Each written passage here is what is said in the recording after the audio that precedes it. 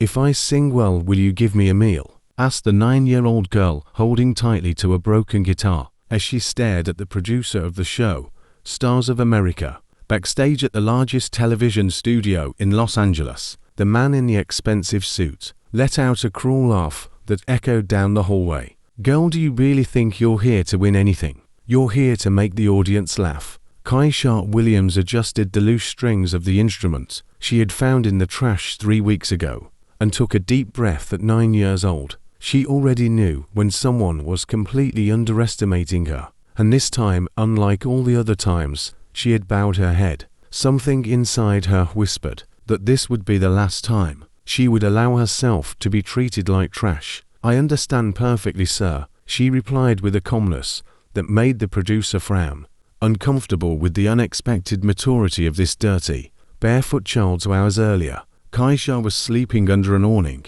when she was awakened by a group of production assistants looking for interesting characters for the show's special episode. They saw her singing 4 coins and immediately knew they had found what they were looking for: someone to serve as comic relief on a show that sold dreams to some and humiliation to others. "We'll put you at the end," said the producer, consulting his clipboard after all the talented kids have performed. "You come on to balance the show." What that arrogant man didn't know was that Kaisha had grown up on the streets watching, learning, memorizing every detail of how the world worked. She knew exactly why she was there. She knew what role they expected her to play. But she also knew something they would never discover until it was too late. In the last 3 years living on the streets, since losing the grandmother who raised her, Kaisha had developed something no child should have: the ability to see through the masks adults wore. And at that moment, as she watched the fake smiles and condescending looks around her, she made a decision that would change everything. "Can I ask you a question, sir?" she said, tilting her head slightly with calculated innocence. "Make it quick, kid. We have a show to record. Do you have children?" The question caught the man off guard. "I do, 2 girls." "Why?" Kaisha smiled a small smile, but one that carried something that made the producer's heart race, without him knowing exactly why. "Just curious," she replied, carefully storing that information, along with all the other things she had observed and mentally noted over the past 2 hours backstage. As she walked toward the stage, carrying the broken guitar as if it were a treasure, Kaisha thought about the letter she had hidden in her only possession, a torn backpacker letter that explained not only who she really was, but also why being on that show was no coincidence. If you're enjoying this story of a girl who everyone underestimated, but who holds secrets capable of turning the tables completely, don't forget to subscribe to the channel, because what happens when Kaisha steps onto that stage will prove that some people are born to rewrite the rules of a world that insists on putting them down. Backstage at American Idol, Kaisha watched silently as the other participating children were treated like little celebrities. Assistants ran back and forth offering gourmet snacks, cold water, and even professional makeup services for each of them. "Attention everyone," shouted producer Richard Brennan, clapping his hands to get their attention. "Remember, you are the future of American music. Today the whole country will get to know your talents." Meanwhile, Kaisha remained seated on the cold floor of the hallway, still holding her broken guitar. When she tried to approach the snack table, a production assistant gently pushed her away. "Sorry, sweetie, but these snacks are only for the official participants," the woman said with a condescending smile. "You must have come to accompany someone, right?" "Actually, I'm also going to perform," Kaisha replied calmly. The assistant frowned and consulted her clipboard. "Oh yes, you're the special girl." The way she said special made it clear that it was not a compliment. "Well, anyway, you'll be performing last, very last." Richard approached a group of talented children, completely ignoring Kaisha. "Now listen carefully. You are going to represent the best this country has to offer. Sing with your hearts, show off your perfect techniques, and make your families proud." It was then that one of the participating children, a blonde girl of about 12 named Ashley, noticed Kaisha sitting alone. "Dad, why is that girl here?" Ashley asked the well-dressed man beside her. "Don't worry about it, princess," her father replied, lowering his voice. "She's here too. How can I explain it?" To show the contrast so that you can shine even brighter." Kaisha heard every word, and for the first time in a long time, she felt a pang of something she hadn't experienced in years. Pure controlled anger. At that moment, her mind flashed back 3 years to the day she lost her grandmother. Dorothy, the only person who believed that a poor black girl could be anything in this world. Dorothy used to say, "Kaisha, my granddaughter, when the world tries to diminish you, you grow twice as big, and when they try to silence you, you sing 3 times as loud." Her grandmother had been a gospel singer in a small church in Harlem for over 40 years. She was the one who taught Kaisha not only to sing, but to use music as resistance. Music is our secret weapon, child. They can take our homes, our money, our dignity, but they can never take away what God has put in our voices. After Dorothy died of cancer, because she couldn't afford proper treatment, Kaisha ended up living on the streets. But she carried with her something that none of those television producers could have imagined. Years of rigorous vocal training and a deep understanding of music that would make any conservatory teacher blush with envy. "Hey girl," Richard called, interrupting her memories. "Do you even know any songs? Because it would be a shame to waste TV time." "One, know a few," Kaisha replied, strumming her guitar. "A few?" Richard laughed loudly. "What kind of a few?" "Street music, rap. Something you learned begging for change." The other kids laughed along with him, but Kaisha just smiled, that same small, mysterious smile she had used before. "Can I ask you a question, Mr. Richard?" she said, tilting her head with feigned innocence. "Go ahead. Did you study music?" Richard looked slightly offended. "Of course I did. I have an MBA in entertainment management from UCLA. "How interesting," Kaisha replied, mentally filing away this additional information. "And do you play any instruments?" "I don't need to play to recognize talent when I see it," he retorted, irritated. "I understand perfectly." What Richard didn't know was that hidden in her torn backpack, Kaisha carried a letter from her grandmother, Dorothy herself. A letter that explained not only who Kaisha really was, but also revealed family connections that would transform that program from a planned humiliation into something completely different. As Richard walked away laughing with the other producers, commenting on how fun it would be to see the little girl try to sing something, Kaisha closed her eyes and whispered softly, "Thank you, Grandma. The time has come to use everything you taught me." Each new humiliation only strengthened something inside her that her oppressors couldn't see, a silent strength fueled by the very injustice they tried to impose. What those privileged people didn't know was that every act of contempt was writing their own sentence of defeat, and that behind those seemingly vulnerable eyes, a perfect plan was beginning to take shape.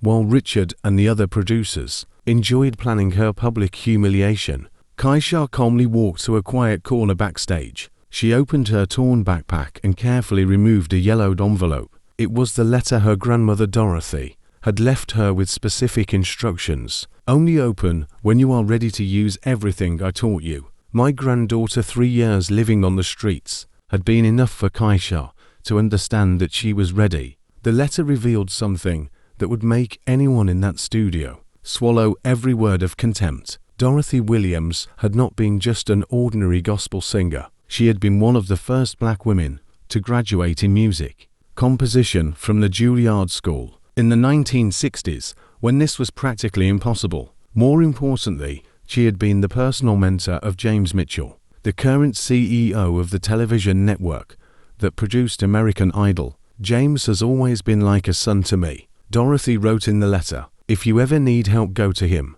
But remember, don't ask for charity. Show him what you're capable of first." Kaisha put the letter away and smiled. Even after her death, her grandmother was still teaching her strategy. "Hey, you street girl," shouted Ashley, the blonde contestant approaching with a group of other children. "My daddy's curious to know how you got in here. Did you lie on your application?" "I didn't lie about anything," Kaisha replied calmly, tuning one of the loose strings on her guitar. "Oh, sure," Ashley said dismissively. "So you really think you stand a chance against us?" "I've been studying at the Manhattan Conservatory for 6 years. I have private teachers who cost more per hour than you probably see in a month." The other kids laughed, but Kaisha just kept tuning the instrument, testing each note with a precision that made Ashley frown annoyed. "Do you even know how to read music?" Another girl taunted. "I know a few things," Kaisha replied, and for the first time allowed a small smile to appear on her lips.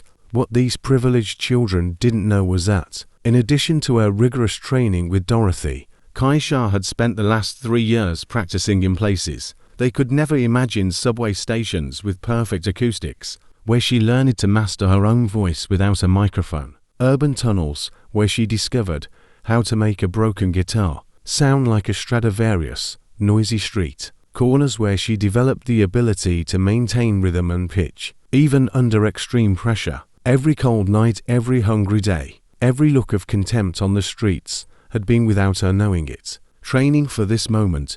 It was then that she noticed an older man, watching discreetly from the other side of the stage. Grey hair, gold-rimmed glasses, elegant but warm posture. Their eyes met for a brief moment, and something in his gaze made Keisha's heart race. The man approached slowly, completely ignoring Ashley and the other girls. "Excuse me," he said, addressing only Kaisha. "May I ask your full name?"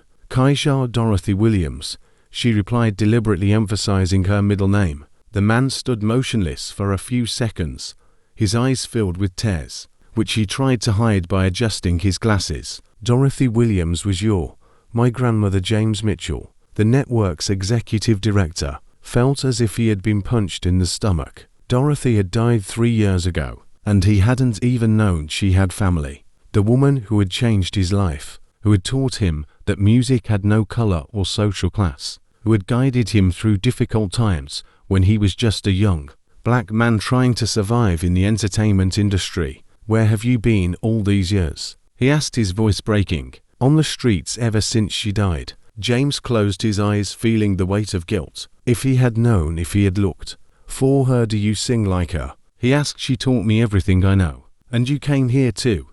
Kaisha glanced toward the stage, where Richard was still laughing with other producers, probably telling someone about the prank they were going to play on her. "To show what I'm capable of," she replied simply. James understood immediately. Dorothy always said that the best revenge against prejudice was excellence that could not be denied. "Can I do you a favor?" he asked discreetly. "Actually," said Kaisha, "can I ask you a favor? Anything. Don't interfere. Let them do exactly what they plan to do to me." James frowned, confused. "But they're going to try to humiliate you publicly." "I know, and when they try, I want you to record everything. Every second, every reaction, every word they say." The smile that appeared on Keisha's face at that moment was identical to the one Dorothy used to give when she was about to teach someone an unforgettable lesson. "They think they know who I am," she continued, strumming the guitar strings, "but they know nothing about what I carry inside me, about the years of training, about the music that runs through my veins, about the strength my grandmother passed on to me." James nodded, beginning to understand the plan. "And then you do what you think is right with this recording." At that moment, Richard reappeared, interrupting the conversation, without even noticing who the man talking to Kaisha was. "Hey girl, it's your time to shine," he said with a cruel smile. "We hope you entertain us well out there." Kaisha stood up, adjusted the guitar on her back and walked toward the stage. But before she was out of earshot, she turned to James and whispered, "My grandmother always said that God gives us talents, not only to elevate ourselves, but to elevate others who will come after us. Today is not just about me." James watched the girl walk, with a dignity that contrasted sharply with her simple clothes and broken guitar. For a moment, it was as if Dorothy were there again, ready to rewrite the rules of a world that insisted on underestimating people like them, while Richard organized the cameras to capture what he believed to be cruel entertainment at the expense of a vulnerable child. James discreetly instructed his own film crew to record absolutely everything, every word, every reaction, every second of what was about to happen, because something told him that this would not be an ordinary humiliation. It would be the moment when a little street performer would teach an entire country that true talent does not choose cradle, color, or social class to be born into, and that underestimating people like Kaisha Williams is always a mistake that comes at a high price. The stage lights came on full blast as Kaisha stepped into the center of America Stars. The audience of over 500 people murmured quietly, some discreetly, taking photos of the street girl holding a broken guitar. Richard backstage whispered to his assistants, "Remember when she starts singing, activate the faulty sound system. I want that horrible hissing sound coming out of the speakers. It'll be hilarious." Ashley and the other participating children watched from backstage, eager to witness what they believed would be the inevitable humiliation of someone who didn't belong there. "Hello," Kaisha said into the microphone, her clear voice echoing through the auditorium. "My name is Kaisha Dorothy Williams. I'm 9 years old, and I want to dedicate this song to my grandmother, who taught me that music has no color or social class." Richard frowned when he heard the full name. Something about that Dorothy sounded familiar, but he quickly dismissed the thought. Kaisha adjusted her guitar and played the first chords. The sound, even coming from a damaged instrument, was pure and in tune, with a precision that made some professional musicians in the audience sit up straight in their chairs. That's when Richard signaled to his assistants. The sound system began to produce a deafening hiss, completely interfering with the music. The audience covered their ears annoyed. Some people started to laugh, thinking it was the girl's fault. "Technical problems," Richard shouted from the side of the stage, feigning concern. "What a shame, but we'll have to end it here." But Kaisha didn't stop. She stepped away from the microphone, positioned herself in the center of the stage, and began to sing without amplification. Her voice, trained by years of performing in noisy subway stations, cut through the air like a sharp blade. The static continued, but Kaisha's voice was so powerful that it echoed throughout the auditorium, reaching even the back rows. One by one, people began to fall silent, mesmerized.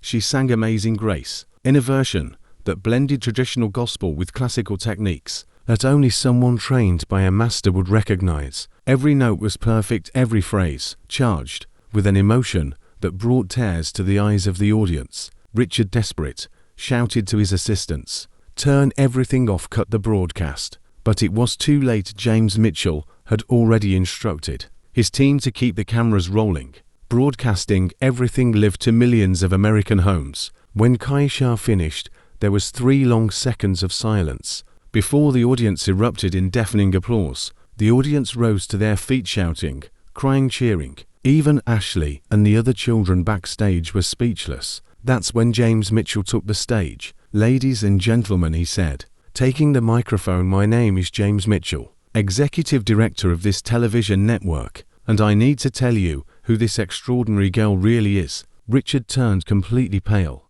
He didn't know the executive director was there. Kaisha Dorothy Williams is the granddaughter of Dorothy Williams, one of the greatest gospel singers and songwriters in this country.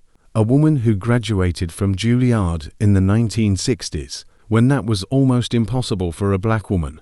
A woman who was my personal mentor for over 20 years. The audience gasped collectively. "Dorothy died 3 years ago, and I didn't even know she had a granddaughter living on the streets." James continued, his voice breaking. "Meanwhile, the producers of this show brought this child here, not to celebrate her talent, but to publicly humiliate her." Richard tried to hide behind the scenes, but James continued, "It was all filmed. Every cruel comment, every attempt at sabotage, every moment they tried to turn this child into entertainment at the expense of her dignity." The cameras found Richard, who was now visibly sweating as he tried to escape. "Richard Brennan," James said, pointing directly at him, "you're fired. Not just from this show, but from this network. And I'm sure no other reputable broadcaster will hire someone who thinks it's fun to humiliate children on national television." The audience began to boo Richard fiercely. He tried to shout something in his defense,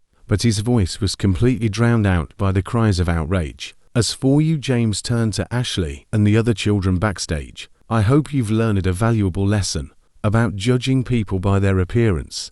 Ashley, completely ashamed, lowered her head. Several other children began to cry, realizing the magnitude of their cruelty. James then knelt down beside Kaisha, who remained calm in the center of the storm. "Kaisha, on behalf of this entire company, I apologize," he said. "Your grandmother would be incredibly proud of you, not just for your talent, but for the dignity with which you faced all of this. She always told me that music is our secret weapon." Kaisha replied simply, and that the best remedy for prejudice is excellence that cannot be denied. The phrase echoed through the auditorium, captured by cameras and broadcast to millions of people. At that moment, Richard was escorted out of the building by security guards, while the audience continued to applaud. His 20-year career in television had ended in a matter of minutes, destroyed by his own arrogance and cruelty. As the program's credits roll, with Kaisha being embraced by James on stage, a powerful truth reverberated across the country.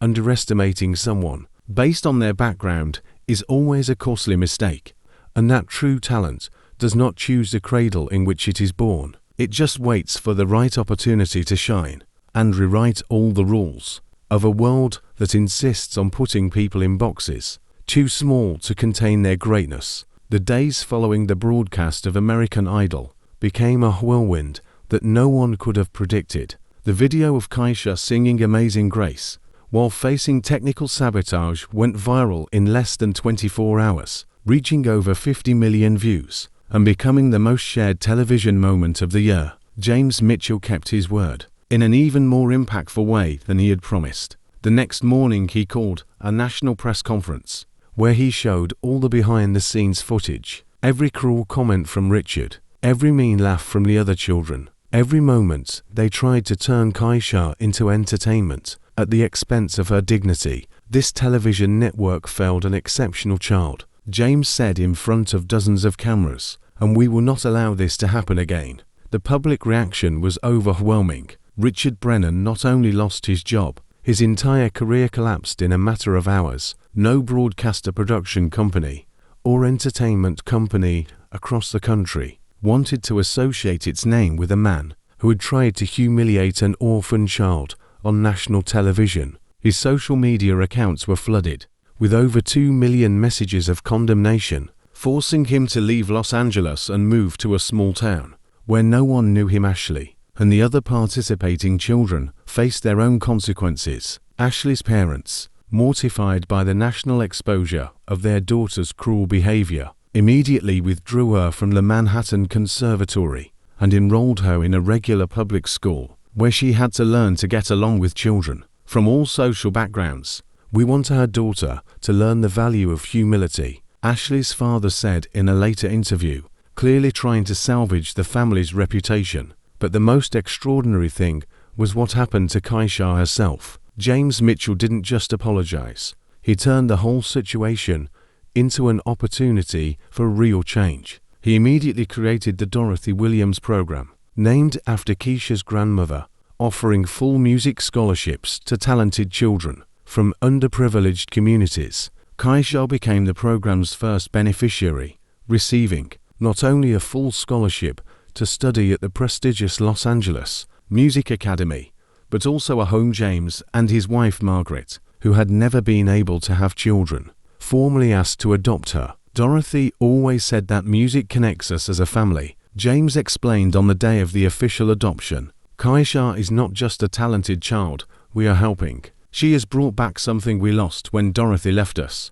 -1 month after the broadcast, Kaisha performed at Carnegie Hall as a guest soloist with the New York Philharmonic Orchestra. The concert, broadcast live across the country, raised over $5 million for the Dorothy Williams program, which had already benefited more than 200 children in similar situations. During her performance at Carnegie Hall, Kaisha dedicated the music to the memory of her grandmother Dorothy, but also to all children who are judged by the color of their skin, their background, or the clothes they wear, before anyone bothers to get to know the talent they carry within themselves. The audience wept openly when she mentioned that she had spent 3 years sleeping on the streets of Los Angeles, just a few miles from the theater, where she was now receiving a standing ovation. The Stars of America program was completely revamped. James implemented new protocols that included child psychologists, social workers, and a strict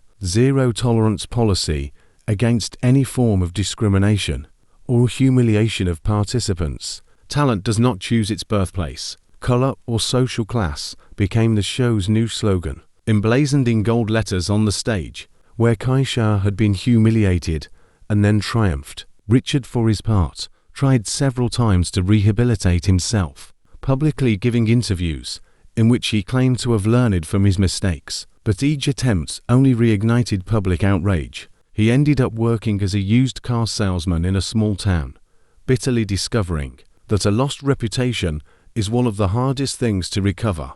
2 years after the episode, Kaisha, now 11, released her first album, Voices from the Streets, where she performed classic songs, adapted with gospel influences she had learned from Dorothy. The album debuted at No. 1 on the music charts and earned her a Grammy nomination for Best Classical Vocal Album. At the Grammy ceremony, Keisha wore a simple but elegant dress and carried the same broken guitar she had brought to the show 2 years earlier, now restored and tuned, but retaining the marks of time as a reminder of her journey. This guitar taught me that our true strength comes not from what we have, but from what we do with what we have, she said as she accepted the award, and that sometimes we need to be at our lowest point to discover how high we can fly. Ashley, who had watched the ceremony from home, sent Kaisha a handwritten letter a few days later, sincerely apologizing for her cruel behavior and revealing that the experience had completely changed her perspective on privilege and humility. You taught me that true talent has nothing to do with the opportunities we are born with, but with the courage to keep singing even when they try to silence us, Ashley wrote. Kaisha responded to the letter, and the two eventually became friends, proving that even the deepest wounds can be turned into bridges when there is sincerity on both sides. James Mitchell often reflected on how a moment of injustice had become the catalyst for such profound change. Dorothy always said that God uses unexpected people to teach lessons the world needs to learn, he commented in an interview. Kaisha wasn't just a child. We found she was the teacher we needed. Kaisha Williams' story became much more than a case of individual triumph. She rewrote the rules about how talent is recognized and celebrated in America, proving that true excellence knows no color, social class, or origin today. At age 13, Kaisha divides her time between advanced music studies, charity performances, and artistic direction of the Dorothy Williams program, which has benefited more than 1,000 children across the country. She has never forgotten her origins, regularly visiting shelters and underserved communities to identify new talent and offer opportunities. My grandmother always told me that our gifts are not just to elevate ourselves, but to build bridges so that others can rise as well. She often repeats to children she meets, in situations similar to the one she experienced. The lesson that resonates to this day is simple but powerful. Underestimating someone based on their appearance, origin, or current situation is always a mistake that comes at a high price, because true talent doesn't ask permission to shine. It just waits for the right opportunity to rewrite all the rules of a world that insists on putting extraordinary people in boxes too small to contain their greatness. And Richard Brennan, he discovered in the worst possible way that trying to diminish someone else to feel greater is always a strategy that ends up diminishing only those who practice it. If this story of a girl who turned humiliation into triumph and prejudice into opportunity touched your heart, don't forget to subscribe to the channel, because stories like Keisha's remind us that true victory is not in defeating our enemies, but in becoming so extraordinary that they become irrelevant.